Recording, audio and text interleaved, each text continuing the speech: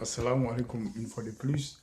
Je disais que nous insistons sur les points communs entre les plus grandes religions monothéistes que nous connaissons, à savoir l'islam, le christianisme et le judaïsme. Les commandements de Dieu au départ, c'est les mêmes, comme je l'ai dit dans une de mes vidéos.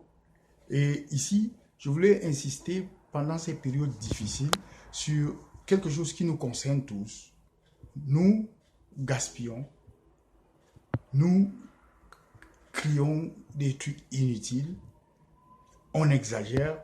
Bon, et puis il y a des disparités entre les régions. Bon, qu'est-ce que j'entends par nous exagérons? Prenons l'exemple des gadgets électroniques que nous avons. Moi-même, je ne fais pas exception.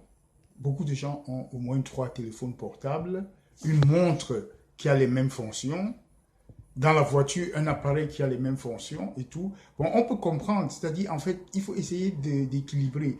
Si l'appareil que vous avez en main, vous ne pouvez pas l'utiliser dans la voiture, on peut comprendre que pour les quelques heures par jour que vous passez dans la voiture, vous pouvez peut-être, comme les gens avaient l'habitude de faire à l'époque, écouter la radio. Mais il est inconcevable que quelqu'un ait à la maison 3 téléphones portables déposés depuis 5 ans qu'il n'utilise pas. Ça sert à quoi? L'usage fait la possession. Si vous avez des trucs que vous n'utilisez pas, vous pouvez les donner à quelqu'un d'autre. N'est-ce d'ailleurs pas ce que Jésus enseignait quand il disait que il est plus difficile à un chameau de passer par le trou d'une aiguille, qu'à un riche d'entrer dans le royaume de Dieu? Quand il avait demandé au jeune homme qui le questionnait, après avoir cité tous les commandements de Dieu, et le jeune homme avait avoué qu'il a toujours eu à respecter ses commandements, alors il lui a dit qu'il est très riche, il faut qu'il aille vendre tout ce qu'il a pour donner aux pauvres. En fait, il disait que si tu veux être parfait, c'est une exception. Ça ne veut pas dire, il ne faut pas utiliser la parole de Dieu pour manipuler les gens. Ça ne veut pas dire qu'un riche ne peut pas entrer dans le royaume de Dieu. Le roi Salomon était riche.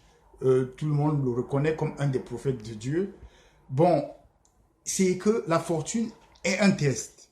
Et si Dieu te donne la fortune pour te tester et tu assures, au fait, tu réussis le test divin, alors tu as des bénédictions.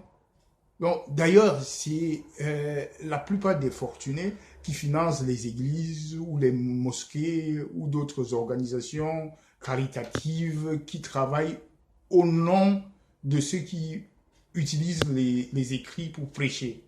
Donc, on ne peut pas interpréter des paroles sans rester dans le contexte, mais je veux juste insister sur le fait qu'il ne faut pas laisser traîner des trucs que vous n'utilisez jamais. Cherchez à donner à quelqu'un d'autre. Et n'achetez que des trucs dont vous avez vraiment besoin pour essayer de permettre aussi à d'autres personnes de jouir. Bon, le problème, ce serait un peu difficile, mais inciter les gens à utiliser des choses, à ne chercher qu'à se prémunir des choses dont ils ont réellement besoin.